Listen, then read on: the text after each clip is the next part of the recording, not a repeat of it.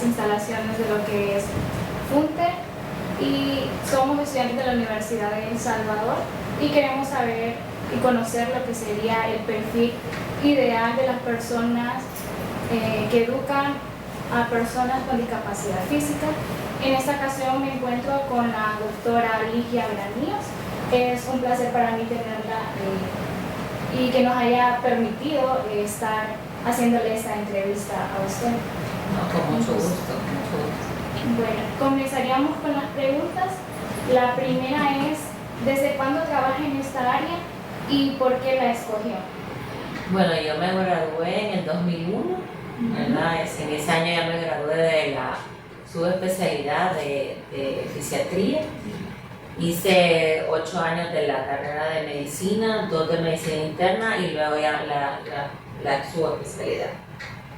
Y la escogí porque, bueno, fui a hacer mis horas sociales cuando estaba en el colegio, en un hospital en Santa Ana, y ahí me di cuenta que existía la rehabilitación. Y bueno, no, en el colegio eso ni se imagina, ¿verdad? Por lo menos en mi época no sabíamos que existía. Ahí me di cuenta de que era la rehabilitación y de que en ese hospital, que era un hospital nacional, el Hospital Nacional de Santa Ana, la hacían con cosas bien rudimentarias, pero con súper buenos resultados. Entonces ahí me gustó, pero después, como yo ya sabía que desde que estaba pequeña quería ser médico, dije voy a estudiar medicina y después voy a ser fisioterapeuta. Pero después me di cuenta que existía la fisiatría, así que me decidí por la fisiatría. Excelente. La segunda pregunta es, ¿cómo describiría su especialidad en fisiatría y qué tipo de pacientes atiende?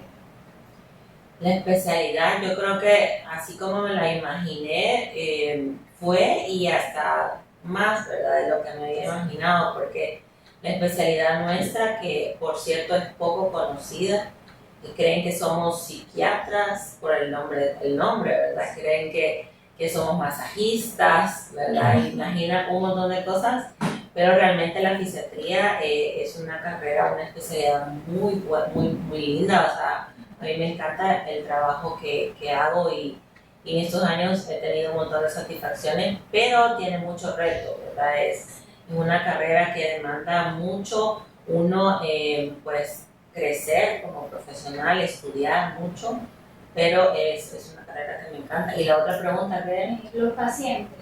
¿qué tipo de perfil vemos? Bueno, nosotros atendemos a todas las personas que por cualquier motivo, por cualquier enfermedad, hayan adquirido una discapacidad, que básicamente significa que una persona que podía ser independiente para bañarse, vestirse, para trabajar, para ir desarrollarse en la comunidad, ir a comprar a la tienda, hacer cualquier cosa, por cualquier enfermedad pueda perder esas habilidades, ¿verdad? Para hacer las cosas independientes o para desarrollarse en la escuela, en el trabajo, en lo que sea. Entonces nosotros la carrera realmente es bien amplia porque uno se mete prácticamente en todas las especialidades. Yo pues no he identificado ninguna en donde uno no pueda hacer algo por la persona, porque cualquiera que sufra una enfermedad puede tener como una limitante para poder hacer alguna función de la que normalmente uno hace y pues que le sirve para ser independiente en la vida. Así que ese tipo atendemos todas las edades, desde 0 años hasta 100 años, a todos, ¿verdad? A todos los atendemos, y todas las edades. Excelente. La siguiente pregunta es, en su consideración, ¿qué habilidades y conocimientos se necesitan para realizar este tipo de trabajo que usted hace?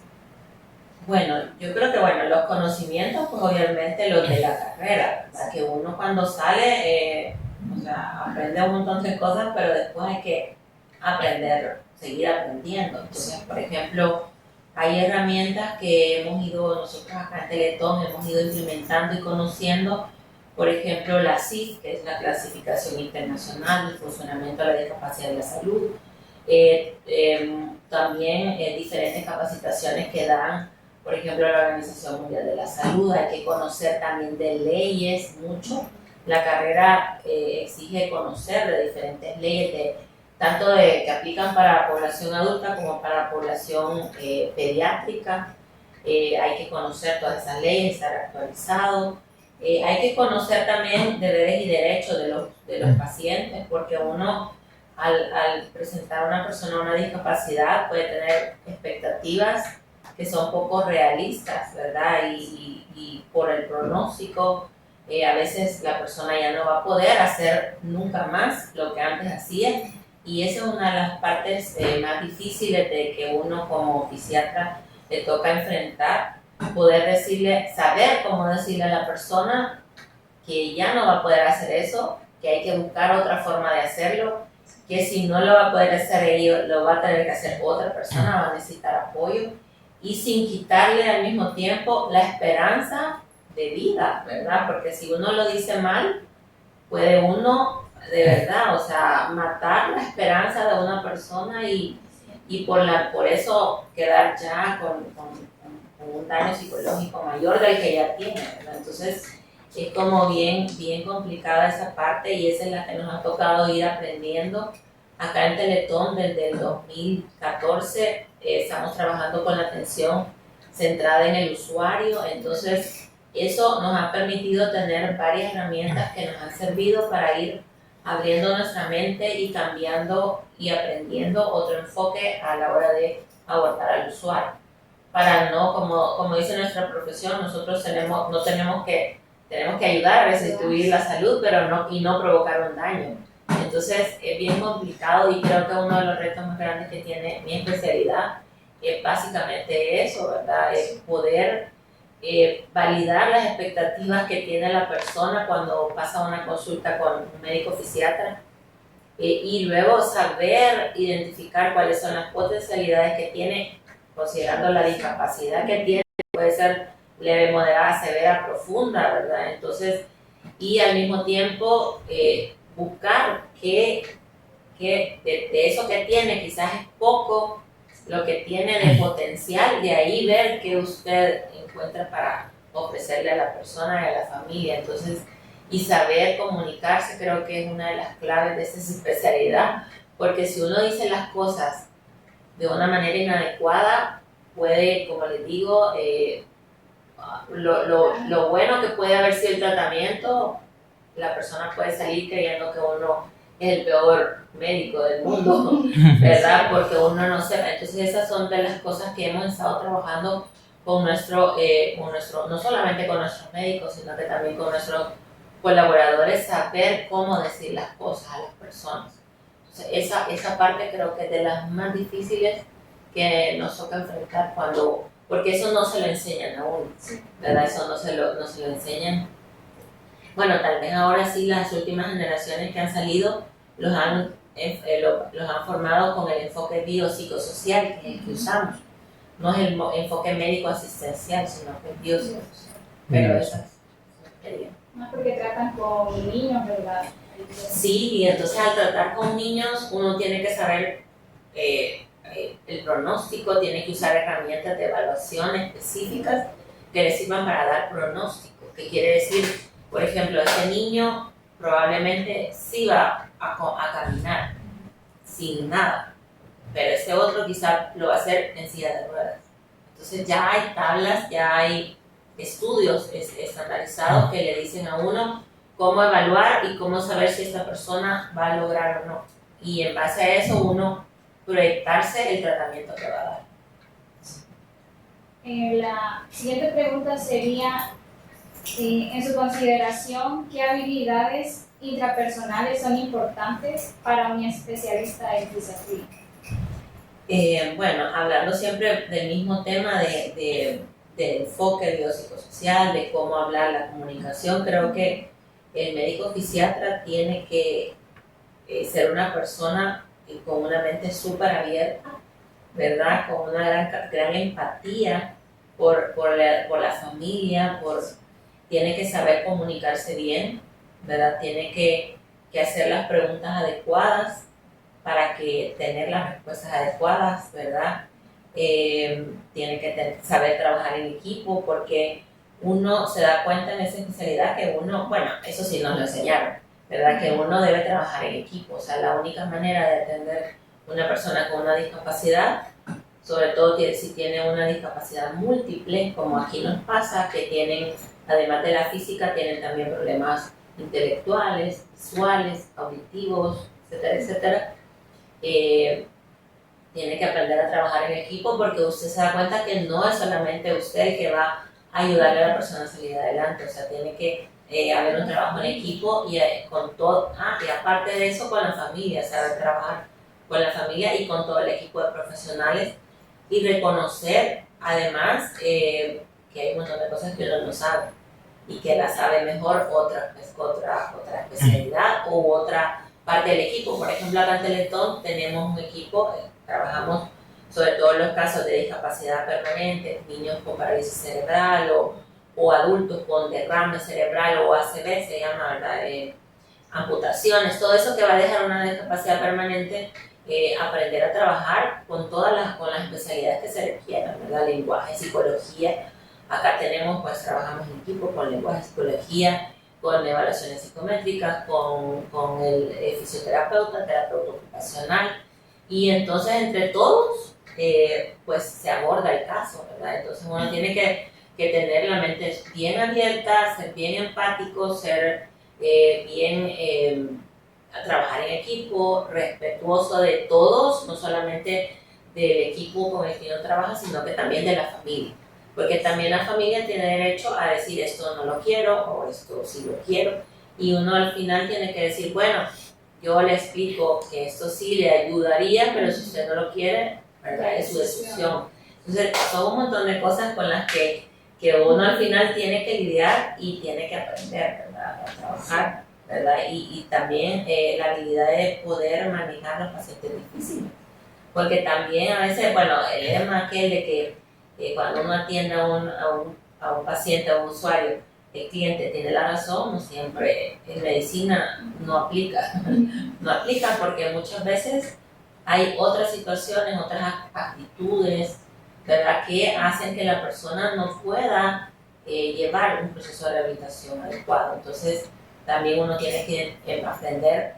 Yo les digo, los médicos somos estrategas, ¿verdad? Tenemos que aprender a identificar esas actitudes que son como facilitadores al proceso y las barreras que son las que uno dice, bueno, esto no me va a ayudar a que esta familia avance.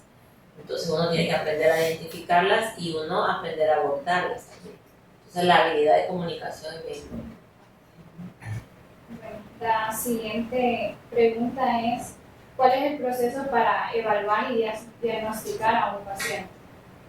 Bueno, el acto médico, ¿verdad?, de nosotros los fisiatras es complejo, ¿verdad?, porque a veces nos piden mucho, pero de verdad que es bien complicado. La consulta médica implica, primero, o sea, la historia clínica, que uno tiene que recopilar toda la información de acuerdo a lo que el usuario le está uno diciendo. Entonces, esa parte de saber preguntar es compleja, porque esa es la que le va a ayudar a tener uno como toda la información de base. Luego, los estudios, hay que revisar todos los estudios que tiene la persona para ver qué parte de esos estudios le sirve a uno para ya hacer los siguientes pasos. Luego uno tiene que revisar los antecedentes que tiene la persona, que tiene antecedentes que le pueda servir también para complementar el diagnóstico, el pronóstico. Luego hacer el examen físico, que tiene que ser orientado a lo que trae la persona. Casi siempre acá el examen nuestro es neurológico, o sea, hacemos un examen neurológico, ese es el que usamos, pero además evaluamos otras cosas. Por ejemplo, vemos en la misma consulta si necesita un aparato para caminar, si necesita silla de ruedas, si necesita bastones, andadera, cualquier ayuda que necesite para las actividades de la vida diaria. Entonces, después de que uno lo examina, revisa todos los exámenes y luego ya uno emite el examen físico y ya uno emite un diagnóstico, ¿verdad? Esta persona tiene esto. Acá en Teletón usamos el CIE-10, ¿verdad?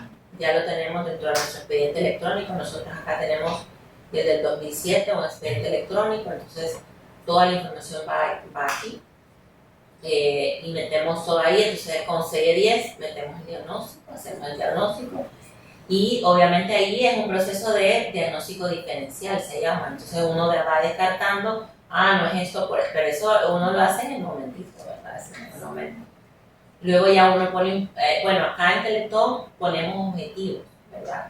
Por ejemplo, ponemos un objetivo, el médico pone un objetivo grande, ¿verdad? Un objetivo macro, que es como la sombrilla de donde parten todos los objetivos de las otras áreas. Los objetivos los pone por cada área, luego pone el plan de tratamiento, que puede ser terapias, órtesis, prótesis, medicamentos, exámenes o estudios de gabinete que necesite complementar y la cita. Y luego cada plan, o sea, cada cosa que uno va haciendo, por ejemplo, si le deja terapia física, le tiene que poner que hacer una prescripción por cada área. Y ya luego de eso ya termina la consulta. ¿Sí? Y en medio de todo eso hay que estarle explicando al usuario qué le voy a dejar, que no sé qué, o sea, cómo se va a tomar el medicamento, para qué le va a servir el aparato. En eso tenemos para cada consulta entre 30 y 40 minutos, ¿verdad? Para hacer todo el proceso. La siguiente pregunta es, ¿cómo mide y controla el éxito cuando trabaja con un paciente? Nosotros acá usamos, trabajamos desde el año pasado, implementamos los objetivos de rehabilitación y con eso lo medimos, porque usamos esas herramientas estandarizadas. Algunas más sencillas, otras más complejas, ¿verdad? Pero, por ejemplo, un ejemplo que le puedo dar es de algo fácil, ¿verdad? El dolor, ¿verdad? Usamos la escala EVA de dolor.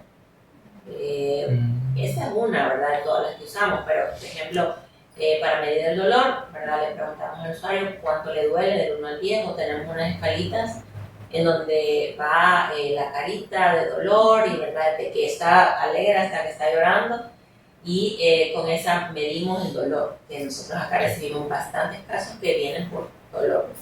Entonces en la siguiente consulta, por ejemplo, me dijo usted que le dolía 7. En la siguiente consulta yo le vuelvo a preguntar lo mismo y me dice 5. Okay.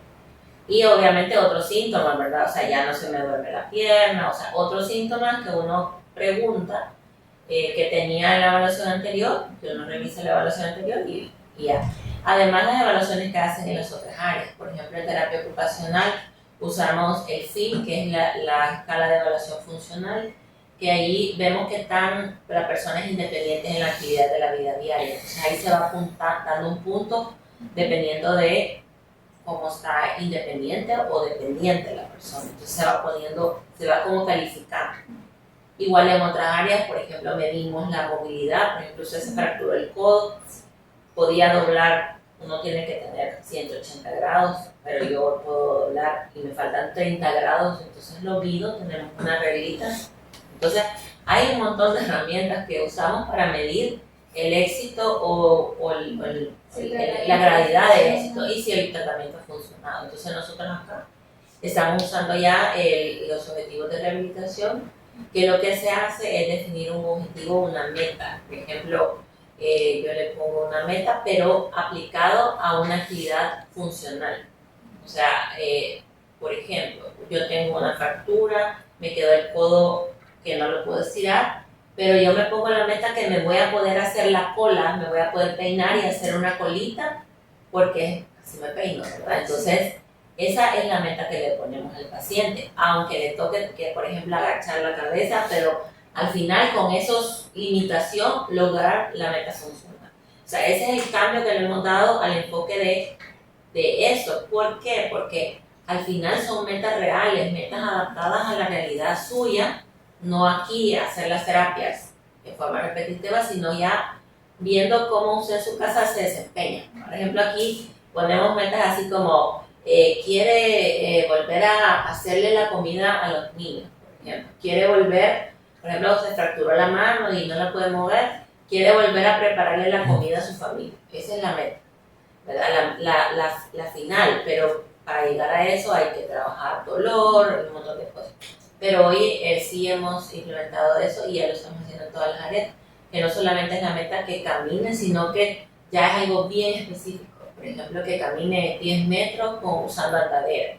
Ya lo ponemos para algo que le sirva para el día a día, no solamente para que venga aquí a caminar con nosotros, sino que ya al salir ya pueda hacer las cosas en la casa. o en el trabajo o donde quiera hacerlo el Ya usuario. incorporar la sociedad. Ya, exacto, ya eso ya es el cambio que hemos hecho, porque además nos pasaba que, por ejemplo, la mirada médica o de terapeuta era, le voy a poner, por ejemplo, tuvo una fractura, lo voy a poner a subir y bajar gradas, y la persona me decía, pero si es que yo en la casa no subo ni una grada, si lo que necesito, por ejemplo, es subir la pierna para meterme al baño porque no la puedo levantar, o sea, era algo bien diferente. Entonces todo eso lo hemos aprendido porque pues, nosotros somos parte de la Organización Internacional Teletones y ahí nos capacitan constantemente y eso, pues ese enfoque diferente, ya más específico, hemos aprendido a través de capacitaciones que hemos recibido. También tuvimos una capacitación que nos vinieron a dar de Estados Unidos, del UCLA, de esta universidad bien famosa, y nos la dieron para nuestros terapeutas y ahí aprendimos a ver esa parte, de plantear objetivos para poder medir resultados de los procesos de rehabilitación, porque al final uno dice no es la cantidad de atenciones que doy, sino cómo la doy, ¿verdad? ¿La doy bien o la doy mal? Entonces eso es lo que estamos midiendo. Muy bien. La siguiente pregunta sería, ¿cuáles son los tratamientos más comunes que utiliza para ayudar a sus pacientes a recuperarse? Los más comunes, como, bueno, si quizás ubicándonos acá ¿verdad? En la práctica nuestra, sobre todo atendemos discapacidad física, esa es la discapacidad que más vemos, y los tratamientos que más usamos son la terapia física, ¿verdad?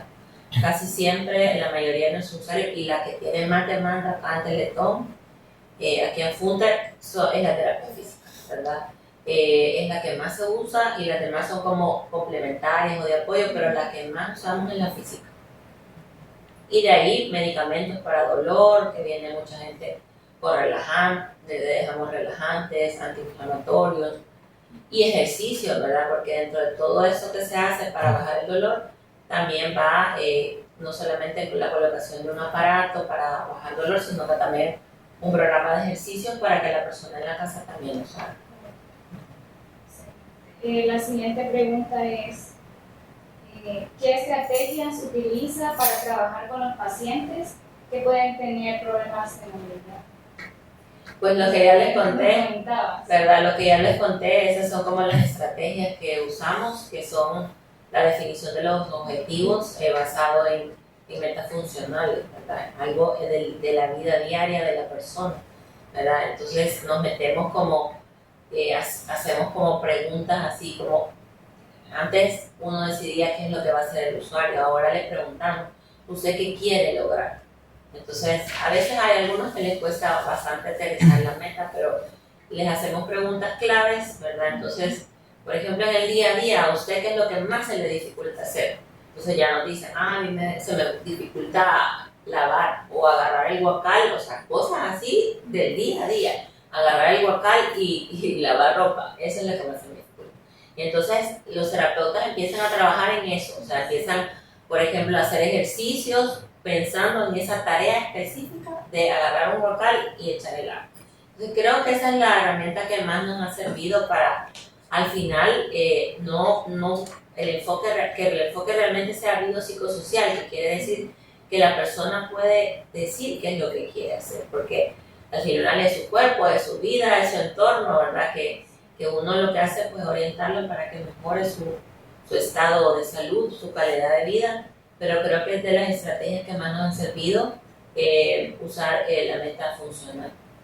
Y como decía también lo de las emociones, ¿verdad? También el tema de validar las emociones, porque muchas veces vienen muchos casos en donde el tema familiar se ha desintegrado totalmente por la discapacidad, ¿verdad? Por ejemplo, en los casos de los ACV, de los derrames cerebrales, casi siempre le da al hombre, que es la cabeza de la familia. Entonces, ¿qué pasa? Ya no tienen el que sostenía la familia, entonces les cambia la vida totalmente, entonces se enfrentan a un montón de situaciones complicadas y ahí es donde la parte psicológica pues la trabajamos también, ¿verdad? Y esa es otra estrategia que usamos, el apoyo psicológico, necesario para cualquier proceso, inclusive para dolor. Hay personas que por haber estado con dolor mucho tiempo, ya están en situación de ansiedad o depresión por el mismo dolor. Entonces también yo creo que la mirada del fisiatra es una mirada, como ahora se usa, holística, ¿verdad? O sea, ve uno todo, o sea, no solamente ve, le duele, pero ¿por qué le duele? O no se le quitó el dolor. ¿Por qué no se le quitó? Porque está muy estresado. Capaz que no es tanto la lesión física, sino que ya involucra otras actividades u otros estresores que hacen que el dolor no se quite.